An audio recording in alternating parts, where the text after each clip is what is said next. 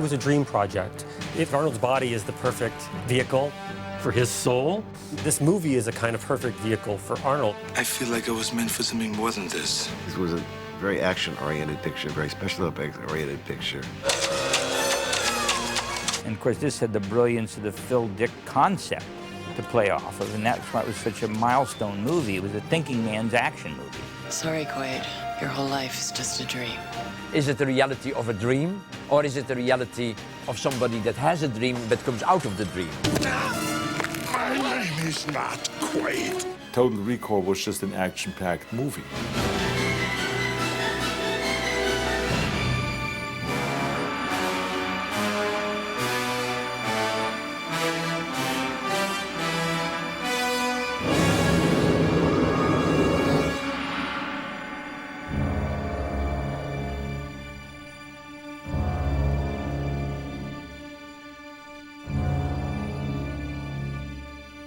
I think it was probably '74 that I optioned this story. It was Phil Dick, who was then not a known author at all. Phil Dick was a struggling pulp writer most of his career until Blade Runner got made.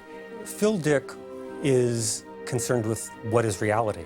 Virtual reality, the idea, you feed the senses and your brain will construct an entire world inside of your mind. Philip Dick went into very well and very clearly that if you have a virtual reality, you can't tell the difference. I mean, it's not as if you have a bad, fake virtual reality. I mean, the beauty of the concept is that, no, it's a virtual reality that's indistinguishable from reality. Your brain will not know the difference. The original Total Recall, which was then called We Can Remember It For You Wholesale. It appeared in one of those magazines I always used to read, Galaxy and Fantasy Science Fiction. And it appeared there, and it was a 23-page short story. This was the first story that knocked me right out, which I knew could make an incredible movie. I knew it'd be incredibly expensive. I optioned that for $1,000 up front.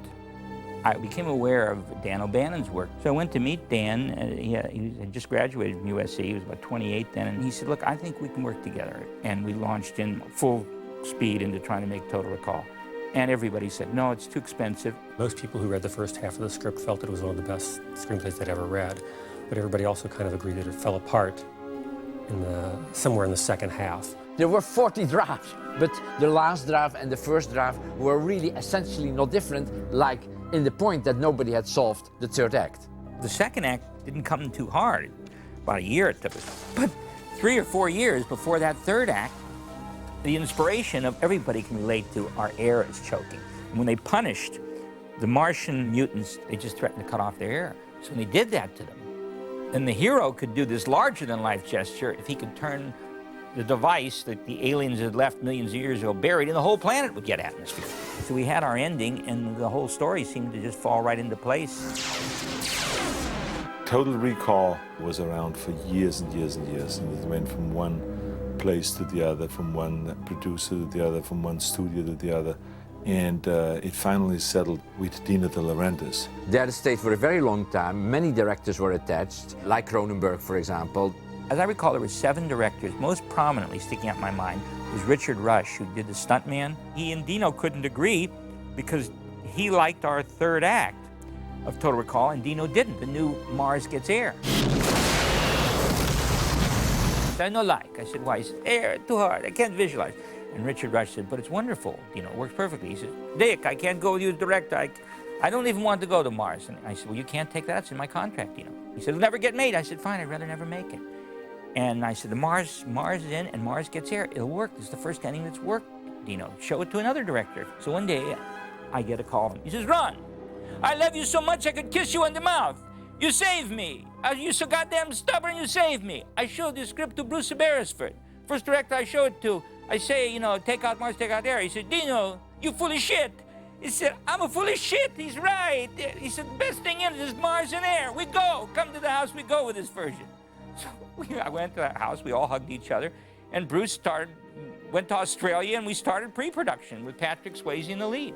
And it was during that period, after all this time, 7 years, that Dino's public company, which we had formed a year or two earlier, finally he had several flops in a row, and he had to go bankrupt, and that included the Total Recall project.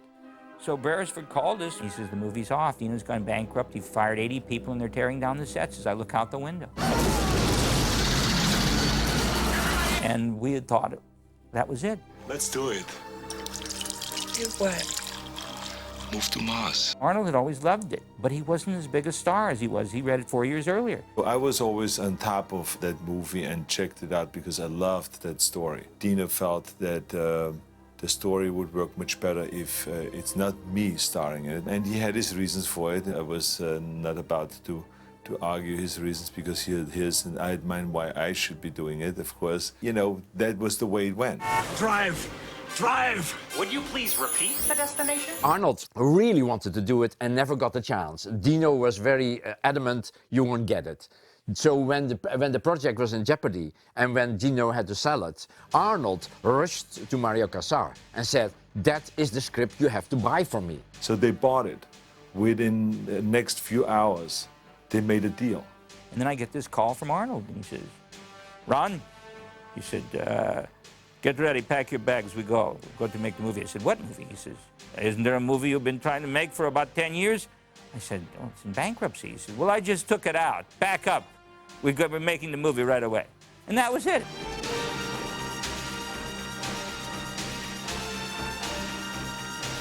In the original versions, the character was more like a kind of timid, nearly accountant type, which was completely a different approach. I thought that that switch from being powerful physically and then being put in the position of being vulnerable is a much more, a stronger kind of contrast. And that's why I thought that the character should be played by me rather than by someone that is an ordinary kind of a looking guy.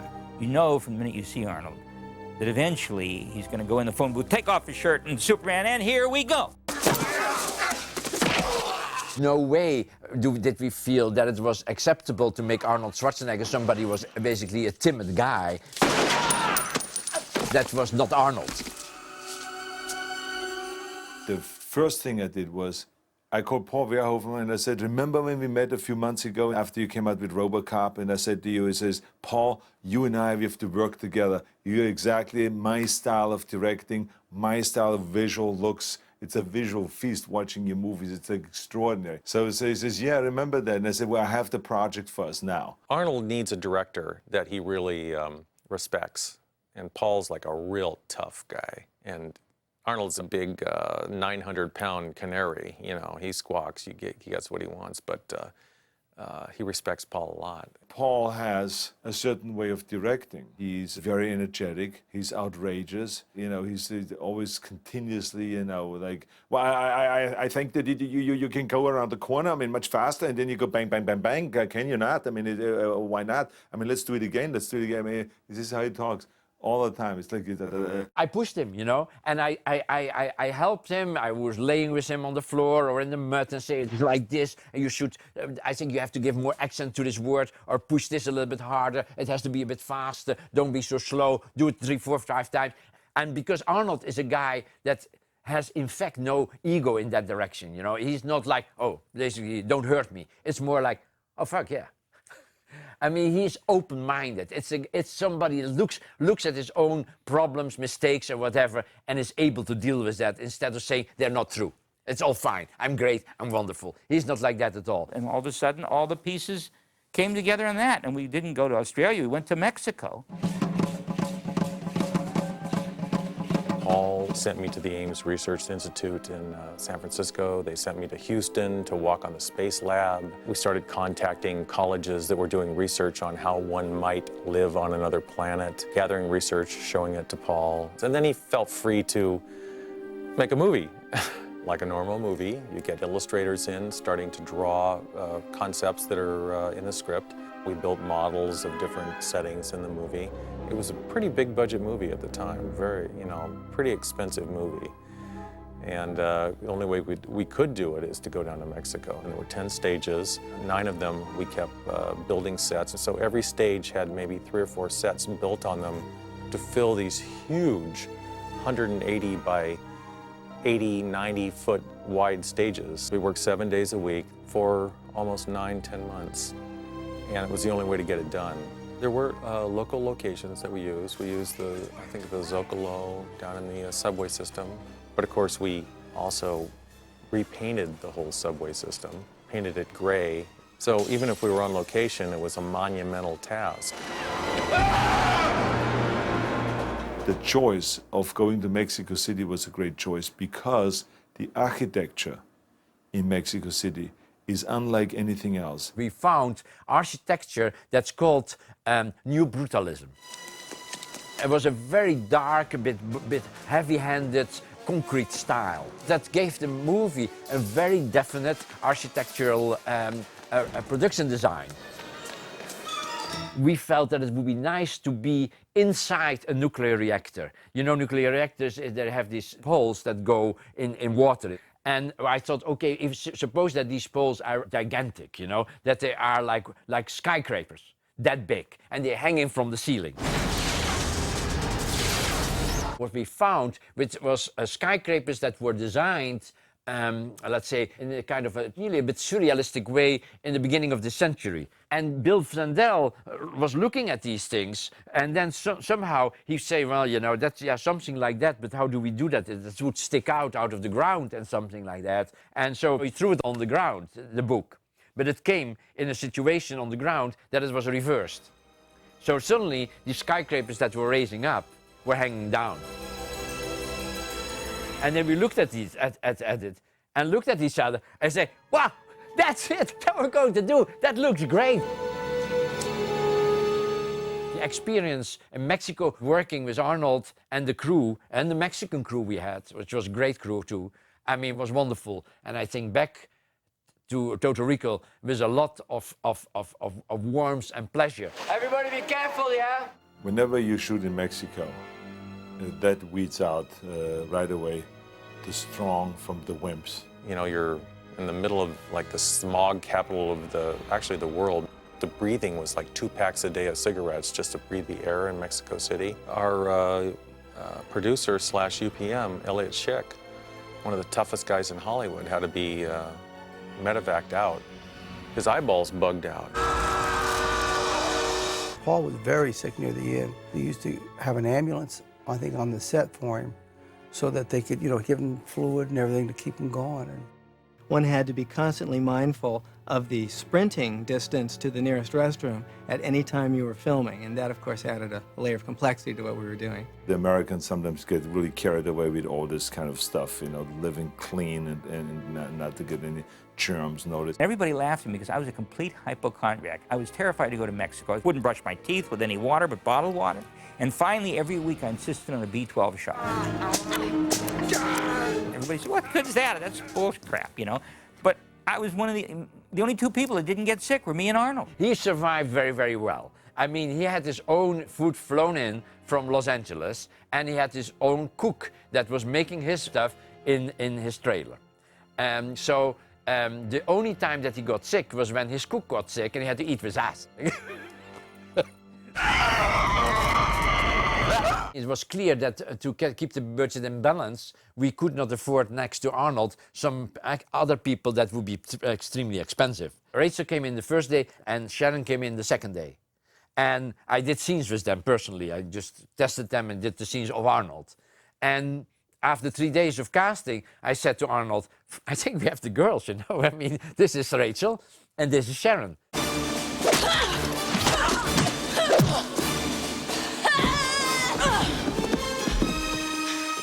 It's nice to be aggressive, you know, every once in a while. I mean, in the martial arts thing, we were punching pads, and I really found that enjoyable. You know, I mean, now I understand why people have, you know, punching bags in their homes. It does. It gets out a lot of aggression. So I get into it. What a bitch. I'd like to show you my honorary stunt women's association. I earned this, okay? Sharon Stone was terrific to work with because she was as dedicated as all the other ones were. She was training like a machine.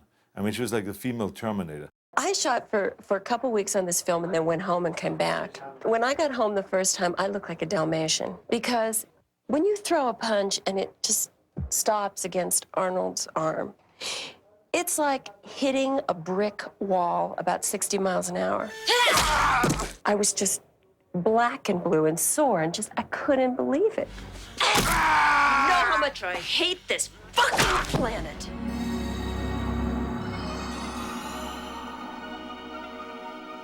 This was one of the last of the non-digitally composited movies, so we had to figure out ways of filming with cameras and actual miniatures almost all of the images. Except for the skeletons that appeared on the skeleton screens, everything that you see is something that has been created and photographed by camera. Well, that's a rumor, isn't it? Think so? For example, when we see Arnold on the train heading into the Mars City, the camera pulls away from that. You see Arnold in the window of the train. The camera pulls up, and you can see all of Mars. It's a geography shot. It sets the exposition of what Mars looks like. And that was done with 3 different scales of miniatures and motion control camera moves that tied them in together. Very complicated and very difficult to do. I think back now when we have the ability to digitally enhance shots, how much easier things like that would be if we were doing them today.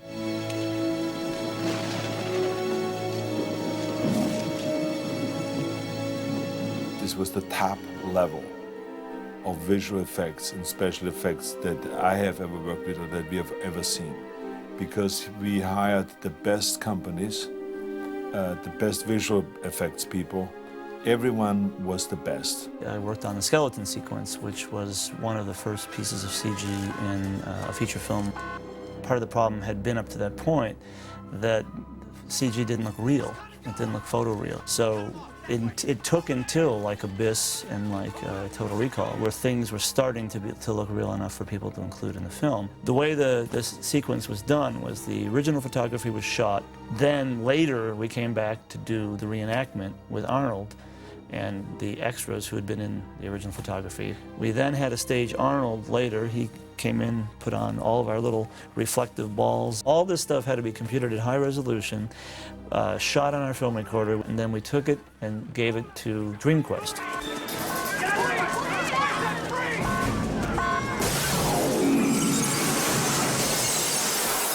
The funny thing was that the technology at the time made this whole sequence, which now you could probably do on your PC. There's a scene in the middle of Total Recall that was, one time was pulled out of the movie, which is where they actually land on Mars. You see all the trains and all that stuff. That scene was going to be not done for financial reasons. And I remember I talked to Paul and said, Paul, that's the only exterior I think we ever show Mars. We must have this. We are never outside. We have no big shots of Mars. I said, all we need is 1 or 2 of these things. And it was one of those things I actually talked to Arnold about it, and then it got put back into the movie. When the studio would start to get jittery about some new $200,000–$300,000 set or issue or more days, Arnold backed Paul all the way. You know, it takes a lot to buffalo these studios, and Paul was happy that Arnold was behind him every second, and it helped because he's the cash cow.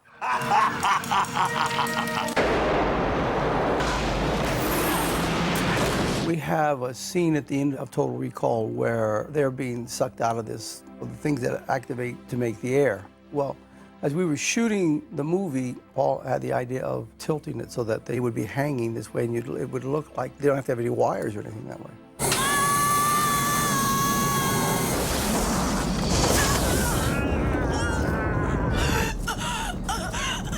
That was the team of Robotine, who I had worked with on RoboCop. You got a lot of nerve showing your face around here. Paul Verhoeven was told, do something really weird, Paul. And he goes, really weird?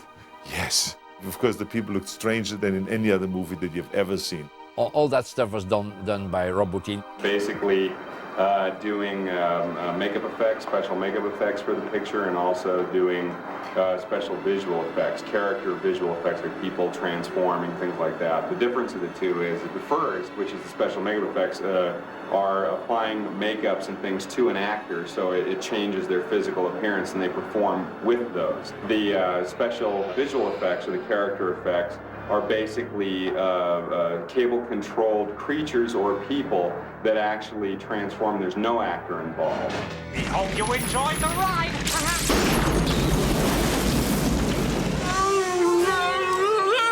The fat lady. We used the real actress so you could see, oh, she looks like him. You start laughing, you think it's Arnold, but then her face splits open.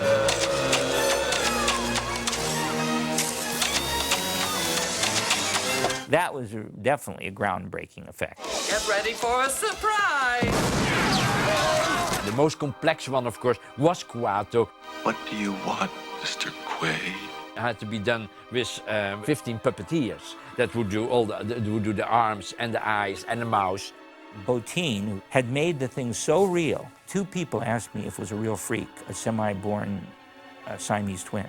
No wonder he kept out of sight. Our visual effects work on Total Recall was given a Special Achievement Academy Award, and that means that the Academy votes in advance that this film has sufficient merit for it to be announced prior to the award show.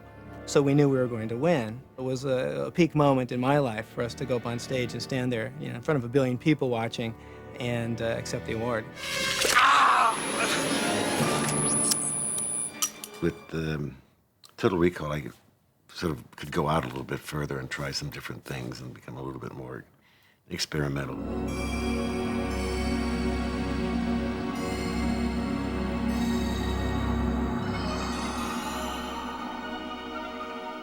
I think the score for Total Recall was, fairly avant-garde. It was very difficult.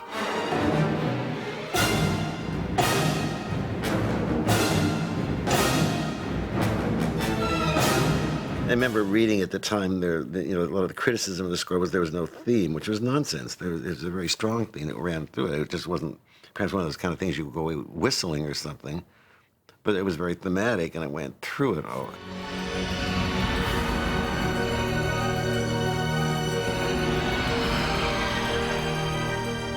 Paul and I work very well together because Paul can talk to me in intellectual and emotional terms, because you can't verbalize music. How does one describe the color red?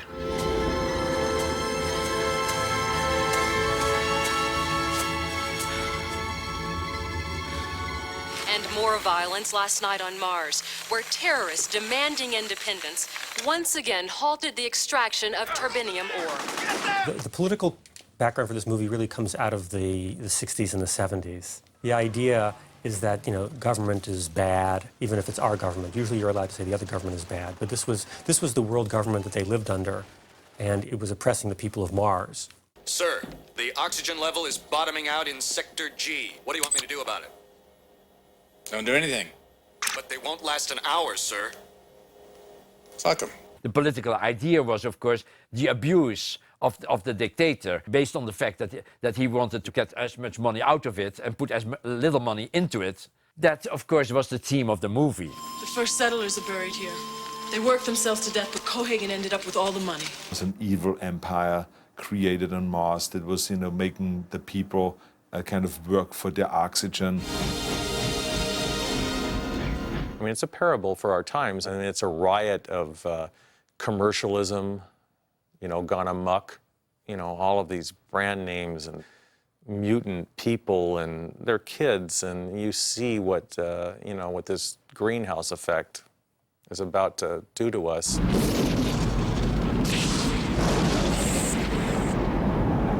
Let's go. I felt it was extremely important for me, from a philosophical level, to make a movie that had 2 levels, and that both levels throughout would always be consistent, and that you could never say, now we are in a dream, or now we are in reality. It was Paul Verhoeven who honed in on the idea that we should really take seriously the idea that the whole thing might really be a dream. What is a dream? What is just an imagination? What is an artificial reality? What is an implanted reality? Stop punishing yourself, Doug. You've got to want to return to reality. Even at the very end, there is no decision made. And at the very end, he says, kiss me fast before the dream ends, isn't it? If it is a dream. And then we fade to white. The music brings the other theme in, isn't it? At the very end. If you listen to the music, Jerry Goldsmith brings in the theme of let's say, of dream. It wasn't a thing, it was a little motif. I think it was electronic, actually.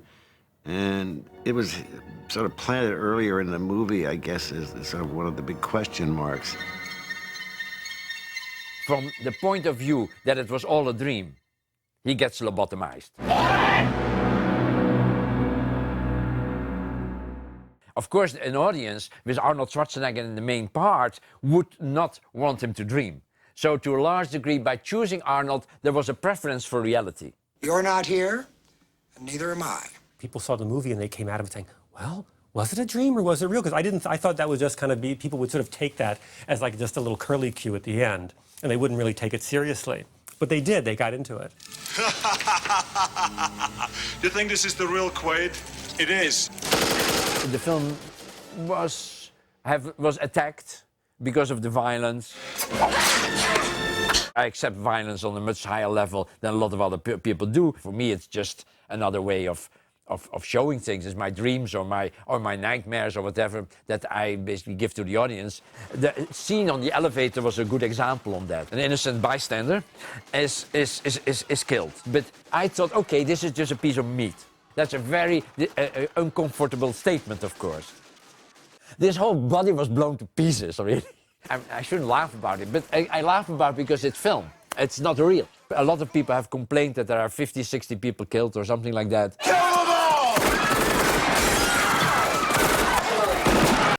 Yeah, that's true. He is supposed to be a really super agent in it, James Bond in Square.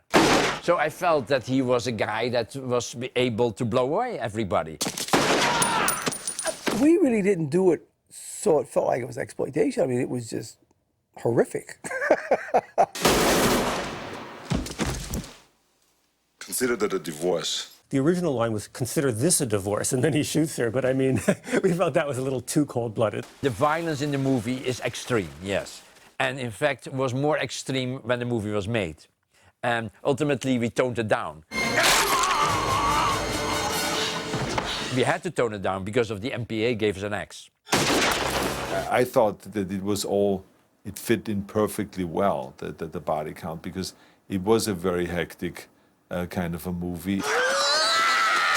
But of course, Paul, I think, gave them that cut so they have something to complain about. And then he will cut it down. See you at the party, Richter! So it was on both sides, were people that admired it and others that really felt it was over the top and disgusting, which is really nothing new. Your mind, it is the center of your life. It is everything you hear, everything you see, everything you feel. It is everything you are. We had no awareness whatsoever 3 weeks before. We had a 43% awareness, which is absolutely disastrous. And with Arnold's Cloud, he convinced Carolco that they had to put up more advertising. So the time we opened, it was 99% recognition. How would you know if someone stole your mind?